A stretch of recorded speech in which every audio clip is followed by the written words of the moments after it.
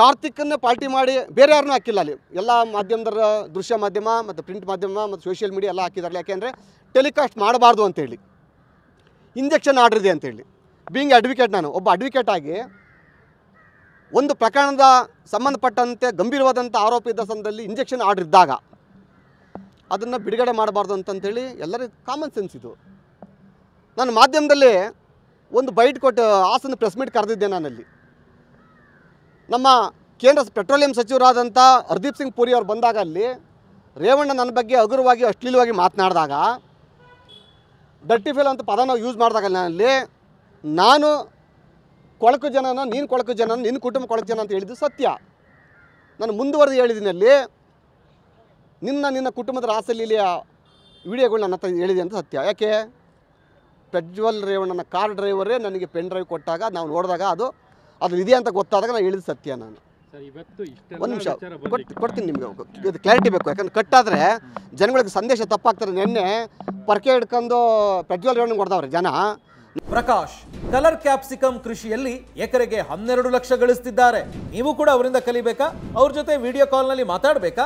ಈಗಲೇ freedom app download ಮಾಡಿ. ನಾಳೆ ನಮ್ಗೆ ಹೊಡಿತಾರ ಮೇಲೆ ಈ ವಿಡಿಯೋ ರಿಲೀಸ್ ಆಗ್ಯಾರ ಅಂತ ಅಂದರೆ ಹಾಂ ಇಷ್ಟೆಲ್ಲ ವಿಚಾರಗಳು ಈಗ ಮತ್ತೆ ಕಂಪ್ಲೀಟ್ ಮಾಡ್ತೀನಿ. ಚೂರು ನಾನು ಕಂಪ್ಲೀಟ್ ಮಾಡ್ತೀನಿ. ನಾನೀಗ ಇಲ್ಲಿ ನಾನು ಕೋರ್ಟ್ ಸ್ಟೇ ವೆಕೇಟ್ ಆದರೆ ಅದ್ರಲ್ಲಿ ಇರೋವಂಥ ಹೆಣ್ಣುಮಕ್ಳು ಅನುಮತಿ ಕೊಟ್ಟರೆ LED ವಾಲ್ ಹಾಕ್ಸ್ಬಿಟ್ಟು ನಾನು ಡಿಸ್ಪ್ಲೇ ಮಾಡ್ತೀನಿ ಅಂತ ಹೇಳಿದ್ದೆ. ನಾನಲ್ಲಿ ಅನುಮತಿ ಕೊಟ್ಟರೆ ಹೆಣ್ಮಕ್ಳು ಇದ್ದಾರಲ್ಲ ವಿಡಿಯೋದಲ್ಲಿ, ಆ ಹೆಣ್ಮಕ್ಳು ಕನ್ಸರ್ನ್ ಕೊಟ್ಟರೆ ಹೆಣ್ಮಕ್ಳಲ್ಲಿ. ಆದರೆ ಮಾಧ್ಯಮದಲ್ಲಿ ಆ ಪಾಯಿಂಟ್ ಕಟ್ ಮಾಡೋದು ಬೇಡ. ಅದು ಯಾಕೆಂದರೆ ಕೆಲವು ಪಾಯಿಂಟ್ಸ್ ಕಟ್ಟಾದಾಗ ಎಲ್ಲೆಲ್ಲ ಹೋಗ್ತದಲ್ಲಿ. ಇದು ವಿಡಿಯೋ. ಇದು ಈ ಕಾರ್ತಿಕ್ ವ್ಯಕ್ತಿ ನನ್ನ 2023 ಚುನಾವಣೆಯಲ್ಲಿ ಯಾರ ಜೊತೆ ಇದ್ದ? ಯಾರ ಪರವಾಗಿ ಚುನಾವಣೆಯನ್ನು ಮಾಡ್ದ? ಇದೇ ಕಾಂಗ್ರೆಸ್ ಅಭ್ಯರ್ಥಿಯಾದಂಥ ಶ್ರೇಯಸ್ ಪಟೇಲ್ನ ಪರವಾಗಿ ಬಾಗಿವೋಳು ಪಂಚಾಯಿತಿ ಮತ್ತು ಕಸಬಾ ಟೌನು ಸಂಪೂರ್ಣ ಜವಾಬ್ದಾರಿ, ಫೈನಾನ್ಷಿಯಲ್ ಜವಾಬ್ದಾರಿ ತೊಗೊಂಡಿದ್ದ ಅವನು.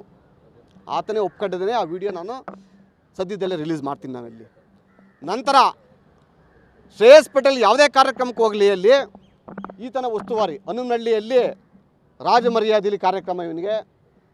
ಕೆಲವು ಹಲವಾರು ಹಳ್ಳಿಗಳಿಗೆ ಹೋಗಿದ್ದಾರೆ. ಅಲ್ಲಿ ಶ್ರೇಯಸ್ ಪಟೇಲ್ ಜೊತೆನೇ ಕಾರ್ಯಕ್ರಮ ಮಾಡಿರೋದಲ್ಲಿ. ಆಯಿತು, ವಿಡಿಯೋ ರಿಲೀಸ್ ಆಗಿದೆ ಅಂತ ಹೇಳ್ತಾ ಇದ್ದಾರಲ್ಲ ಅಲ್ಲಿ. ನಾನು ವಿಡಿಯೋನ ನನ್ನ ಎಲೆಕ್ಷನ್ ಟೈಮಲ್ಲಿ ರಿಲೀಸ್ ಮಾಡ್ಕೊಂಡಿದ್ರೆ ನಾನು ಎಲೆಕ್ಷನ್ ಗೆಲ್ತಿತ್ತಿಲ್ವಾ? ರೇವಣ್ಣ ಸೋಲ್ತಿತ್ತಿಲ್ವಾ? ಆ ನೀಚ ಕೆಲಸ ಮಾಡಲಿಲ್ಲ ನಾನಲ್ಲಿ. ಆಯಿತು, ಈ ವಿಡಿಯೋ ಇದೆ ಅಂತೇಳಿ ನಾನಲ್ಲಿ ನಾನೇ ಹೈಕಮಾಂಡಿಗೆ ಪತ್ರ ಬರೀಬೇಕಾಗಿತ್ತು. ನಾನು ರಿಲೀಸ್ ಮಾಡೋದಾಗಿದ್ದರೆ ಪತ್ರ ಬರೀಬೇಕಾಗಿತ್ತಿಲ್ಲ. ಬರೀ ರಿಲೀಸ್ ಮಾಡಿ ಸಾಕಾಯಿತು. ಅದು ಇವಾಗ ಏನಾಗಿದೆ ಘಟನೆ ಅವಾಗ ಆಗಿರೋದಲ್ಲಿ ಟಿಕೆಟ್ ತಪ್ಪೊಡೋದಲ್ಲಿ ನಾನು ನೀಚ ಕೆಲಸ ಮಾಡಲಿಲ್ಲ. ನಾನಲ್ಲಿ ನನ್ನ ಹೋರಾಟ ಕಾನೂನು ಹೋರಾಟ. ಕಕ್ಷಿದಾರನ ಯಾವುದೇ ಕಕ್ಷಿದಾರ ಬಂದಾಗ ನ್ಯಾಯ ಕೊಡಿಸೋಂಥ ಕೆಲಸ ನನ್ನಲ್ಲಿ. ಮತ್ತು ನನ್ನ ರಾಜಕೀಯ ಹೋರಾಟನೇ ನಾನು ಪ್ರಾಮಾಣಿಕ ನ್ಯಾಯಯುತವಾಗಿದೆ ಇಲ್ಲಿ. ಆದರೆ ಕಾಂಗ್ರೆಸ್ನವರು MP ಚುನಾವಣೆಯಲ್ಲಿ ಚುನಾವಣೆ 3 ದಿವಸ ಇದೆ ಅನ್ನಂಗೆ ಈ ವಿಡಿಯೋ ಹರಿಬಿಡ್ತಾರೆ ಅಂತ ಅಂದರೆ ಇದು ದೇವರಾಜೇಗೌಡರು ಮಾಡ್ಯಾರ? ಇದು ಹಾಂ, ಒಂದು ನಿಮಿಷ. ಅವನು ಏನು ಹೇಳ್ತಾ ಇದ್ದಾನೆ ಅಂತ ಅಂದ್ರಲ್ಲಿ, ಸರ್ ನನ್ನ ಮನೆಯಲ್ಲಿ CC ಕ್ಯಾಮ್ರಾ ಇದೆ. ಅವನು ಕುಳಿತ್ಕೊಂಡು ಪೆನ್ ಡ್ರೈವ್ ಕೊಡ್ತಾನಲ್ಲ, ಆ ಪೆನ್ ಡ್ರೈವು ನನ್ನ ಕೈಲೇ ಕೊಟ್ಟೆ ಅಂತ ಹೇಳ್ತಾನಲ್ಲ, ನನ್ನ ಕೈಲಿ ಪೆನ್ ಡ್ರೈವ್ ಕೊಡಲ್ಲ ಅವನು.